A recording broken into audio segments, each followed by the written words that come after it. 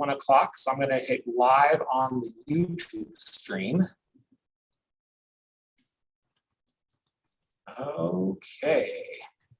And we are now live broadcasting on Zoom and on YouTube with our first Tech Talk of the fall quarter. So thanks everybody that's either joining us in Zoom or watching live on YouTube or watching the recording later on. Today, we are going to talk about a tool called Google Jamboard, which is a fairly new Google service. Do you know when it came out? Was it just this last year or is it a little bit? I can't remember. It might be a little bit older, but I know that it went through a bunch of updates during the pandemic. Oh, sure. For obvious reasons. That makes sense. That makes sense. So just briefly, Jamboard is sort of like a virtual whiteboard and sticky note tool. And you use it like a whiteboard. You draw on it, make notes, and then it also has a cool little sticky note feature where you add little colorful sticky notes onto it, and you can rearrange them and move them around and organize them and really kind of do everything you could do on a real whiteboard with real sticky notes. It's a very focused tool. It doesn't do anything more than that, but for that use case, it's a great alternative when you are online, either teaching in Canvas, if you're trying to facilitate something in Zoom. It's a nice interactive tool to facilitate student engagement. So I think we're just going to jump right in. I'm going to share my screen and I'm going to show you what a Jamboard looks like, and then we will have an opportunity to play with it a little bit. Okay. Can you see my computer screen? All right, perfect. So to start a Jamboard, you just need to go into Google Drive. So since it is a Google product, you're going to have a Google account, a Gmail address, or something like that. I feel like most people probably have one, but if you don't have one, it's free to set up. When you are in your Google Drive, drive.google.com, and you go to New Item. If you're familiar with Google Docs, then you know there's Docs, there's Sheets, which are like spreadsheets. Google Slides are like PowerPoint. But if you click on More, all the way down in More is Google Jamboard. I'm going to make a new Jamboard.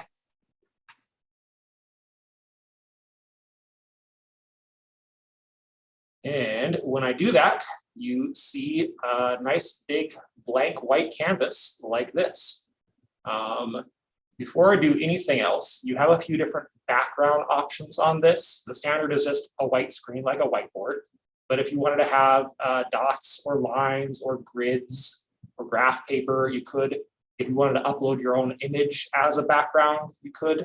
But in this case, we'll just stick with white. And then once you have this blank screen, over on the left-hand side, you have a little toolbar here. And it's fairly self-explanatory. You've got a pen.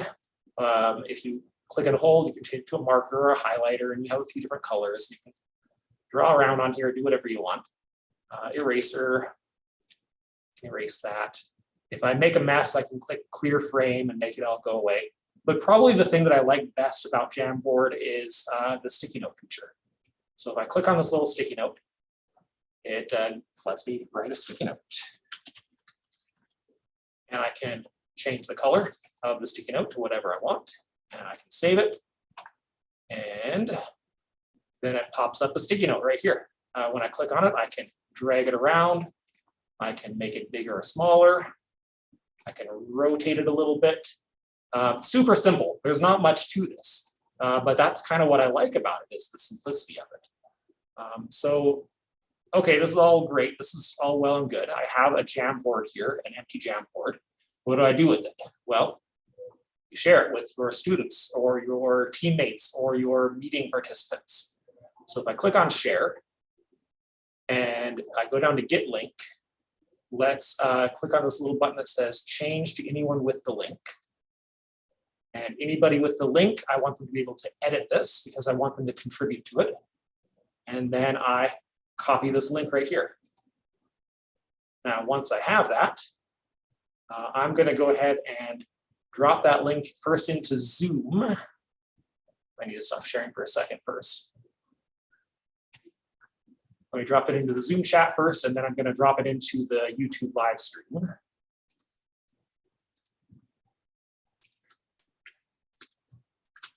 Okay, so for everybody in Zoom, there's that.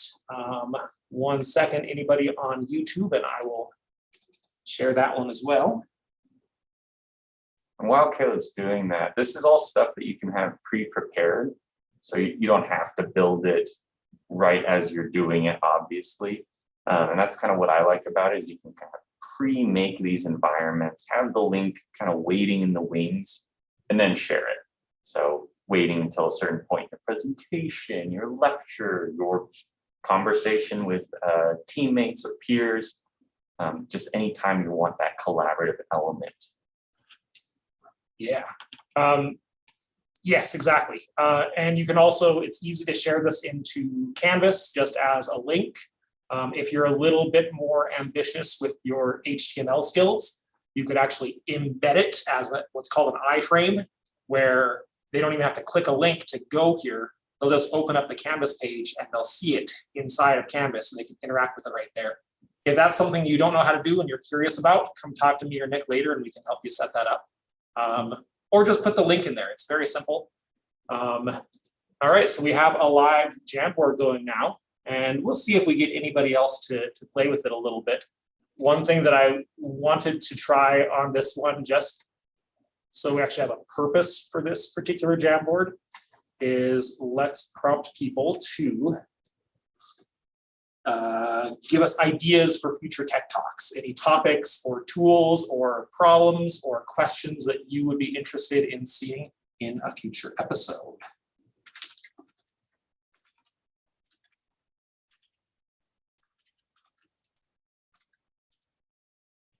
Let's see, can I rearrange that a little bit? I can. We can make it bigger. And then the other nice thing about this is this Jamboard will continue to exist after this meeting is over. So if somebody were to go and look at the YouTube broadcast later on and they clicked on that link, this jam will still be here and they could still look at it and they could still comment on it and they could still contribute to it. Unless I lock it or delete it or something like that. It's always available. Any questions about this so far? It's a fairly self-explanatory tool. It's very intuitive, which is one of its strong points, I think. One thing that I have seen other people do that I kind of think is kind of smart, when they make an empty jam for the first time they've used it with a group, they'll make a little arrow right here and they'll say, first thing you should do is click on the sticky note to start contributing.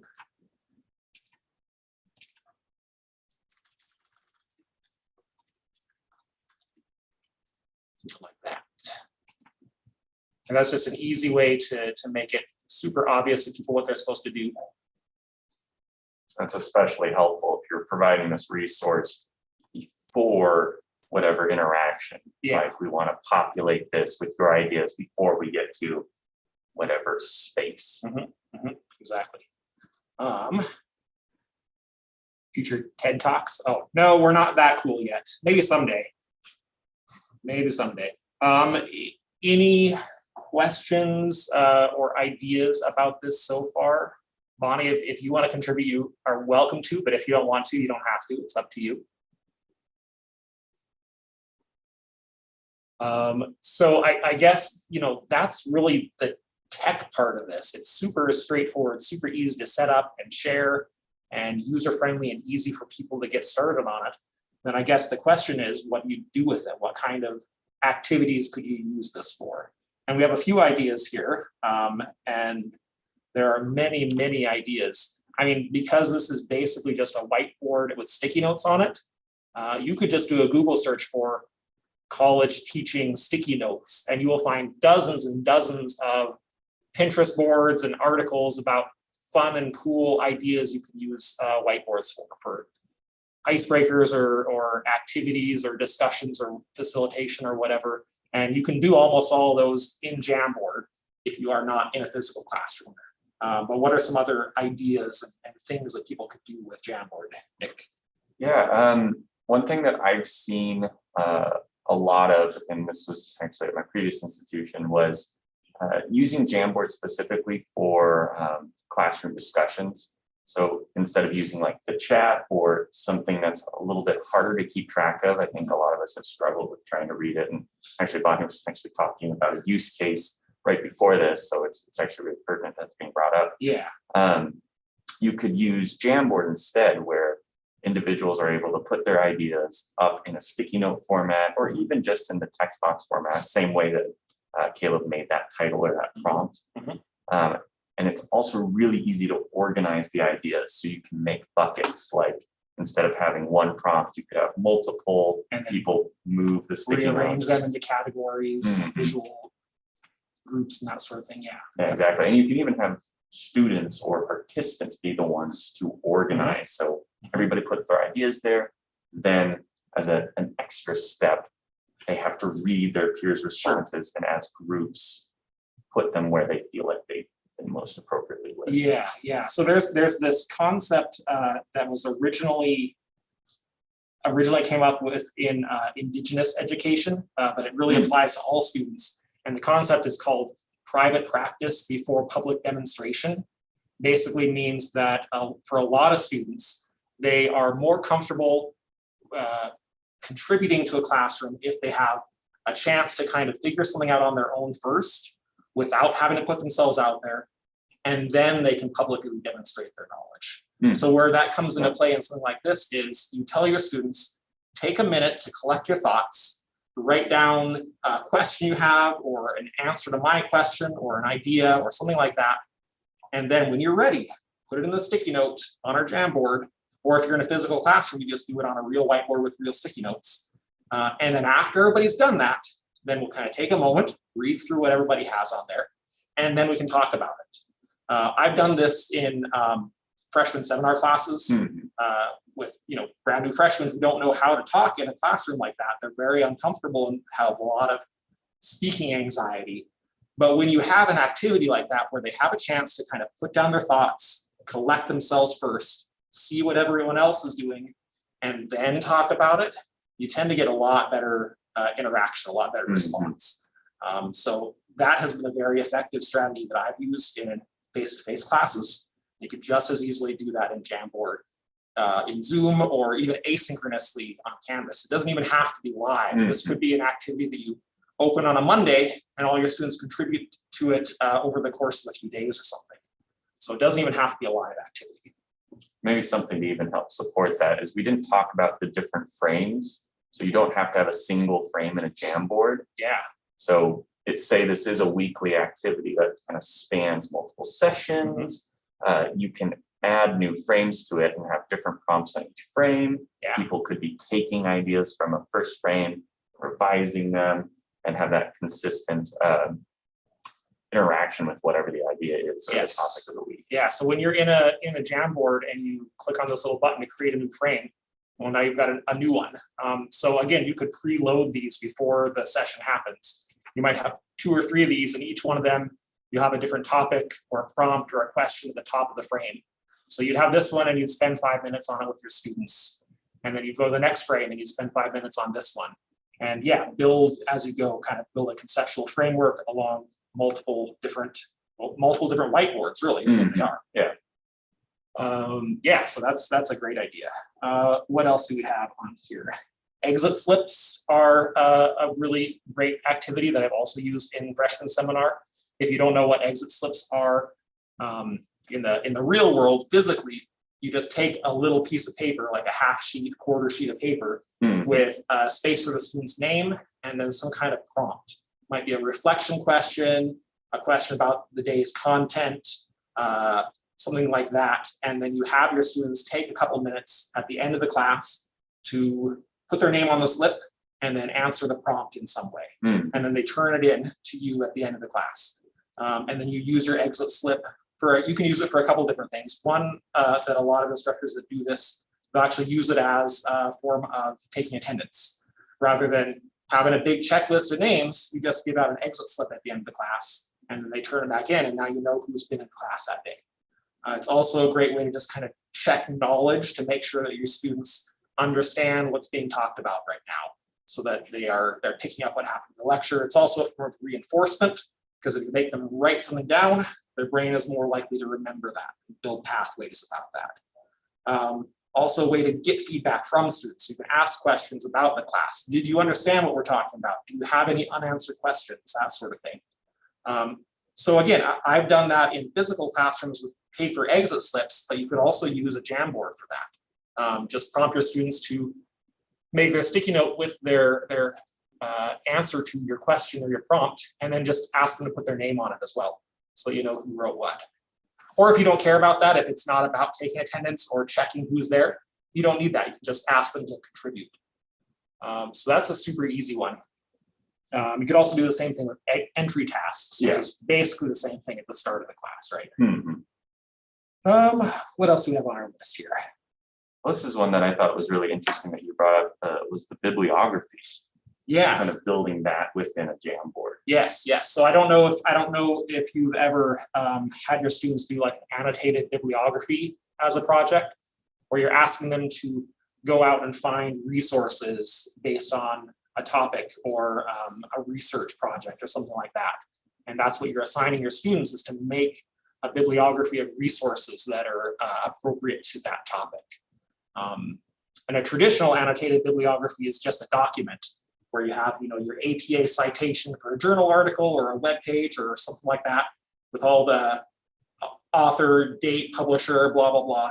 And then a little paragraph saying, what is this resource and why is it applicable to this topic? Mm-hmm. So that's a traditional annotated bibliography, but you could just as easily do that collectively in something like a Jamboard, where you're asking each student to make a sticky note, and on their sticky note is their bibliography entry, the article, the link, and then a little 1 or 2 sentences explaining why they chose this.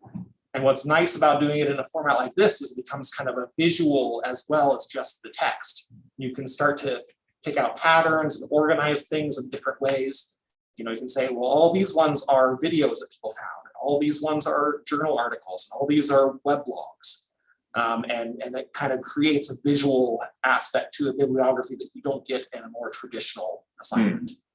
And way more community-based, which is, I think, super powerful. Well, it is. That's one of the great things about shared bibliography is now the students are sharing resources with each other and sharing discoveries with each other. So it's just a great group project. I think it's fairly easy for students to understand, although a lot of younger students or new college students maybe don't know how to do basic research and basic productive web searching. So you might need to spend some time on that, but that's a critical skill for students to develop anyway. So this is a great way to kind of introduce them to that concept. Yeah, for sure. What else do we have on here? That's kind of, there's something I was going to mention, because we talked a little bit about images, and when you said annotation and annotated bibliography, that got me thinking about anytime we have, say, a schematic or say a complex diagram, you could put those images in here and have individuals go through and annotate something like that. So it doesn't have to be text-based. It could be, like I said, schematic, diagrams. Paste those into your Jamboard, have maybe one per frame, and then have students come in and provide their thoughts, feedbacks. What are these different elements of this model? That's a great idea. So yeah, in your Jamboard, if I were to do that, I'd probably do the set of background. I'd upload an image as the background. Let's say it's a anatomy and physiology class. Upload, that's a great example. Upload an anatomy picture, and then the student's job is to annotate that picture by, they can, one of the other things that's in here is you can make a little arrow. So you could have them point to parts of the anatomy in the background image and then label them. And then that becomes a collective project that they're all doing together. And it's happening live, so you can keep an eye on it. And if somebody makes a mistake and say, wait a second, let's make sure this is the right piece. And, exactly. But you can do that with any subject. Art, sculpture, art history would be art history would be great. Iconography in there. Engineering, electrical, anything that involves any kind of diagrams or maps or any visual aspect, you could do that activity with. That's a great one. And I think one thing that you would want to be cognizant of is how you're going to get this or I should say, how you are going to organize where the students should focus. So either having groups of, I'm going to use anatomy because that's my background. Yeah. That makes sense to me. Yeah. You're the lower limb, you're the upper limb, Sure. you're the abdomen. And then now that you've kind of given these groups, they can work within those to then start filling things in. I like that. It's a great idea. One thing that I always try to think about when it comes to tools and activities like this is, can you grade it? And if you're going to grade it, how do you grade it? So there's a few different things you can do with a tool like this. If the student is logged into a Google account, then when they make a contribution to this, you as the owner of the Jamboard should be able to see what that person has done on the document. But if they're not logged into a Google account, then it will just show as an anonymous contributor and it won't record who did what. I don't think that's necessarily a bad thing because it allows that flexibility. They don't have to have a Gmail account. They don't have to be logged in. They could be on a school computer or whatever. If it's embedded in an iframe, then it's not going to be logged into somebody's account. Exactly. So I wouldn't force them to log into a Google account because I think that's too high of a barrier and you're going to lose some students. But that's something to be aware of, is that's not a guarantee that it's recording who's doing what. So if you are trying to put a grade on it and grading individual student contributions, you would probably ask them to put their name on each thing and just kind of label their sticky note. And if you have an end product for certain groups, I think it simplifies it a little bit. Yes. Like, this is your iframe. I will grade you all as a group because you've worked on this together. Yeah, so that would be a bit. great way to do it as a group project. Is each group would get a frame. You'd assign 3 or 4 students per frame, and then they all collectively get a grade for the work that they've done on that frame. So that's a super simple way to manage that. Yeah, or even if it's not a graded activity, it's just activity that you're doing during a Zoom session.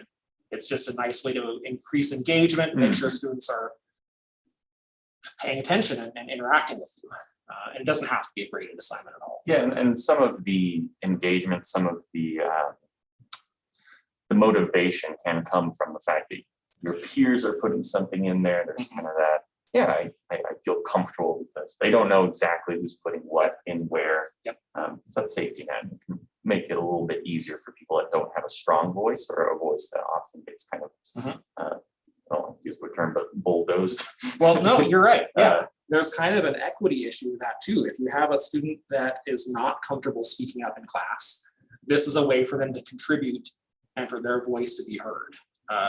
That is very difficult to do in like a classroom discussion environment for some of those students. Whether they're shy, whether maybe they're ESL and they don't feel very strong with their language skills. Giving them an opportunity like this to contribute is a super great equity tool, honestly. Well, and even in Zoom, I know I personally find that it just takes me a little bit longer to process. There's a lot of information coming in, so it can just be another way to kind of pad that time. You know, you're going to put your thoughts here. We're giving you a little bit more to just kind of focus on the task at hand. Yep, exactly. Is there anything else we want to talk about in the last couple minutes of our TED Talk? We covered a lot, had a lot of, Bonnie's got a hand raised. Thank you. Yes, I just got a question. Did you say that students do not need to have a Google account to contribute to Jamboard? That is correct. So when I share this Jamboard and I do this get link thing here, I can change it so that anyone with the link, anyone on the internet with this link can be an editor. So as long as I give this link to them, either in Zoom chat or email or Canvas, they do not have to be logged into a Google account to contribute. The only thing is that they will show up as, like this right here, we have an anonymous dragon and an anonymous crow. That's 2 users that are not logged into a Google account that are looking at this right now. Very good, thank you. Yeah. Do we have any other questions or ideas or, Bonnie, you had a couple things in the chat that I haven't looked at yet. Does the Jamboard get really crowded if people are contributing paragraphs? So that's a good question. So if you have like 100 people in this meeting, then probably what you would want to do is organize it in some way using multiple frames. And you might put a different topic or a different prompt at the top of each frame and ask people to go through and contribute to different things. One thing that I've seen some people do is, I'm trying to think here. What I saw one instructor do that was kind of clever, when they had a very large group, they had like 100 people in the Zoom room, is at the start of the meeting, that person, the host, went into the user list and they renamed everybody, or they put a number at the front of their name, number 1, number 2, number 3. Oh, okay. And then anytime somebody joined the meeting, they'd give the next number. And then what they would do is they would say, everyone with the number 1 through 5, you're doing this. 6 through 10, you're doing this, et cetera, et cetera. And that was a super easy way to distribute work and to kind of control people's contributions. That was just a super low tech. Yeah, easy no, I like solution. that. Yeah. I will add to that as well. If you are splitting up the meeting using breakout rooms, so it does require that people are going out to those breakout rooms.